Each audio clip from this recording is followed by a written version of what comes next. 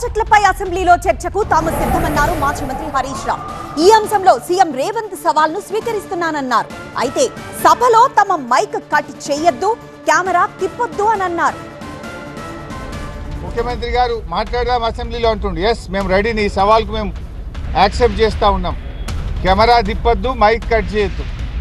Camera తిప్పకుండా mic cut చేయకుండా నువ్వేం చేసినావో, BRS party ఏం చేసిందో చర్చించడానికి మేము సిద్ధం.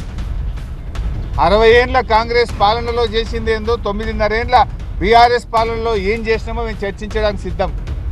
మేము 9.5 ఏళ్లలో 48 లక్షల ఎకరాలకు తెలంగాణలో సాగునీరు అందించి చూపాం. నువ్వేం చేసినావు 2.5 ఏళ్ళలా?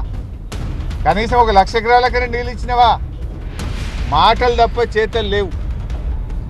గోదావరి మీద చర్చకు మేము సిద్ధం. మైక్ కట్ చేయొద్దు, కెమెరా తిప్పొద్దు, ఇది ఒక్కటే షరతు మాది, ఇంకేం లేదు. ఎంతసేపు అన్నా మాట్లాడదాం, ఎన్ని రోజులైనా మాట్లాడదాం. నీ సంగతి మొన్ననే బయటపడ్డది. ఉత్తమ్ కుమార్ రెడ్డి గారు ఎక్స్ప్లెయిన్ చేస్తుంటే రేవంత్ రెడ్డి గారు ఆయన ఆపేసిండు. పాపం ఆయన పరిస్థితి దయనీయంగా అయిపోయింది ఉత్తమ్ కుమార్ రెడ్డిది. ఉత్తమన్న, నువ్వు జరాగు.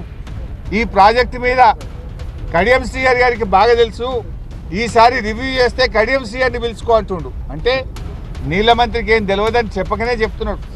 ఉత్తమ్ కుమార్ రెడ్డికి ఏమీ తెలియదని రేవంత్ రెడ్డి గారు మీడియా సాక్షిగా వరంగల్లోనే చెప్పిండు. ఉత్తమ్ కుమార్ రెడ్డిని ఇజ్జత్ తీసేసిండు. నీకేం తెలియదు, ఈ ప్రాజెక్ట్ గురించి కడియం శ్రీహరి గారికి తెలుసు, ఆయన్నే పిలుచుకో అంటాడు. నేను చెప్పదలుచుకున్న పాయింట్ ఏంటంటే, ప్రాజెక్టు గురించి నీ మంత్రినే నువ్వు మాట్లాడనీయలేదు. రేపు అసెంబ్లీలో మాకు మైక్ ఇస్తావా నువ్వు?